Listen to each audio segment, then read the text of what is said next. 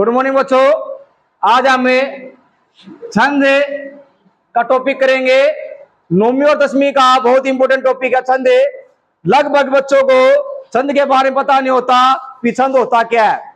लगभग 3-4 सालों में मेरे को पढ़ाते आने छंद के बारे में बच्चों को पढ़ाया, लेकिन कई स्कूलों में देखा है कि भाई छंद के बारे में बहुत ही कम बच्चे जानते हैं छंद होता क्या है। सबसे पहले हम छंद की परिभाषा जानेंगे और छंद के बारे में बताएंगे वह छंद की शुरुआत कब हुई और छंद का मतलब यानी कि अर्थ क्या होता है।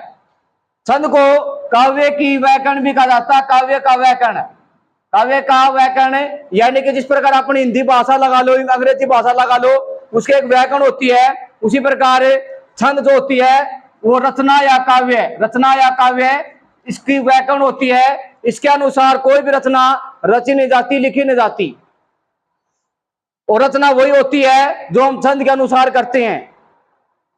इसकी एक परिभाषा देखें। छंद किसी रचना में वर्ण, क्रम, यति, गति, चरण, तुक, गण आदि के नियमों का पालन हो, उसे हम छंद कहते हैं। और छंद के अंग हैं 7 अंग है छंद के। ये अंग आप याद कर लो, अंग भी याद हो जाएंगे और इसकी परिभाषा भी याद हो जाएंगी। पहला हमारा अंग है वर्ण या मात्रा। वर्ण या मात्रा यानी कि वर्ण से वार्णिक छंद बनता है, और एक बनता है मात्रिक छंद। दूसरा हमारा क्रम है, यानी क्रम के अनुसार संख्या कितने चरण हैं, कितने हमारे छंद हैं, कितनी रचनाएं हैं, क्रम के अनुसार या संख्या। यति का मतलब होता है रुकना। यति का मतलब होता है रुकना, जो हम कोमा का प्रयोग करते हैं ये यति होती है। उसके बाद गति का मतलब होता है किस स्पीड में हम पढ़ रहे हैं, या कोमा है या नहीं है, गति का मतलब। चरण का मतलब होता है लगभग 90% रचनाओं में 4 चरण पाए जाते हैं। नंबर 1 देखो, नंबर 1 चरण ये, नंबर 2 चरण ये हमारी काव्य है, एक रचना हमने उदाहरण में ली है, तीसरी ये है और 4 की ये है। यानी कि लगभग 90% रचनाएं जो होती हैं उनमें 4 चरण पाए जाते हैं। उसके बाद है हमारा तुक शब्द। तुक शब्द का मतलब होता है जिसके क्या नाम है लय, जो शब्द होते हैं कभी सेम से लय पाए जाते हैं, जैसे कि गयान, मयान, इस प्रकार के जो शब्द पाए जाते हैं उनको तुकान शब्द या तुक शब्द कहा जाता है।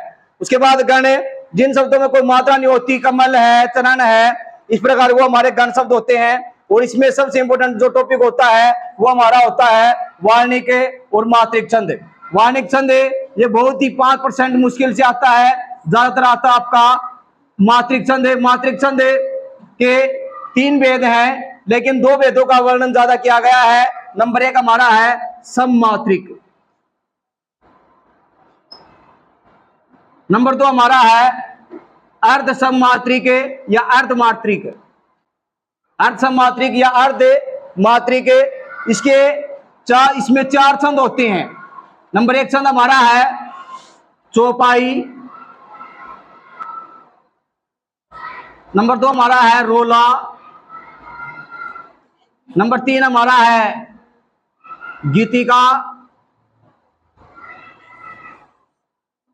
और नंबर 4 हमारा है हरिगीतिका। यदि किसी बच्चे को ये 4 याद नहीं होते तो एक ट्रिक भी बनाई है मैंने भाई। चारों गीत हरि के, चारों यानी कि च से चौपाई, और रो यानी कि रोला, गीत से गीतिका, हरि माने हरि गीतिका। अब इनकी मात्राएं होती हैं, चौपाई छंद में होती हैं 16 मात्राएं, इसमें होती है 24 मात्राएं, इसमें होती हैं 26 मात्राएं, इसमें होती हैं 28 मात्राएं। अब ये मात्राएं आपको बता दूं मैं किस तरह पा जाती हैं। पहले चरण में मिलेंगे आपको 16, यानी कि एक चरण में आपको 16 मात्रा मिल जाती हैं, सभी में सेम मिलेंगी। सब मात्रा मतलब क्या है, सम का मतलब सभी में सेम होना, समान होना, सभी में समान मात्रा होना। यानी कि सब एक में 16 है तो चारों में 16 मात्रा मिलेंगी, एक में 24 है तो सभी में 24 मिलेंगी। तो आपने ये केवल एक की मात्रा आप देख लोगे तो आपको पता चल जाएगा भाई ये कौन सा है।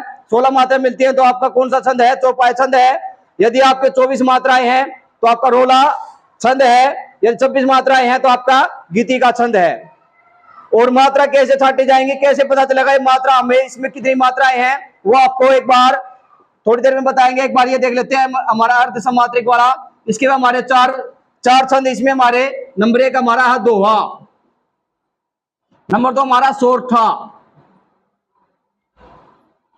नंबर 3 हमारा है बैरवे, और नंबर 4 हमारा है उलाला।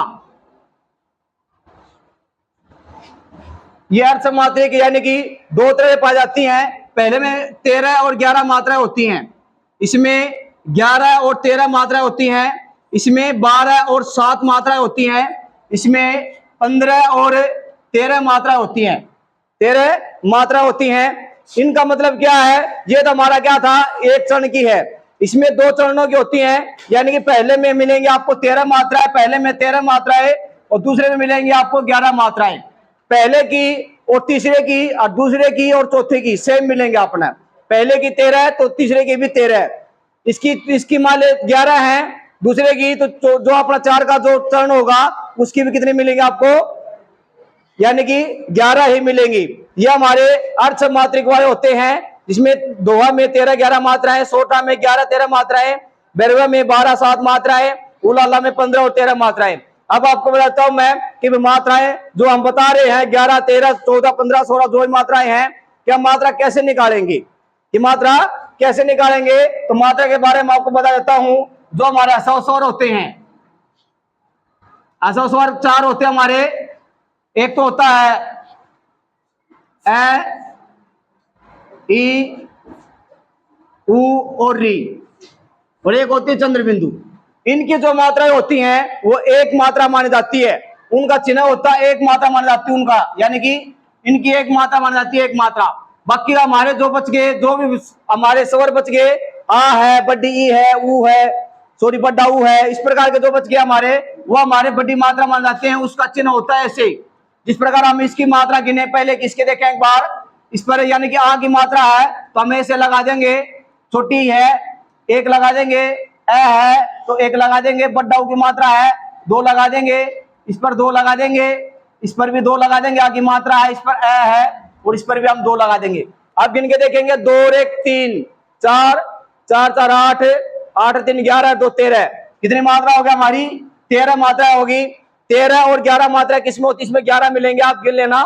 तो 13 और 11 यानी कि हमारा क्या है, हमारा दोहा है, हमारा क्या है, ये दोहा छंद है। इस प्रकार हम मात्रा छाट करके मात्रा के द्वारा हमें पता चलेगा कि भाई ये चौपाई है, रोला है, रीतिका है, गीतिका है, और क्या है, दोहा है, सोटा है, बैरवा है। इस प्रकार हमें ये छंद का जो टॉपिक हमारा, इस प्रकार हम कंप्लीट कर सकते हैं। कोई भी आपको समझ में नहीं आया है तो कमेंट में जरूर लिखें भाई, जरूर देखेंगे, उसका जरूर जवाब देंगे। धन्यवाद।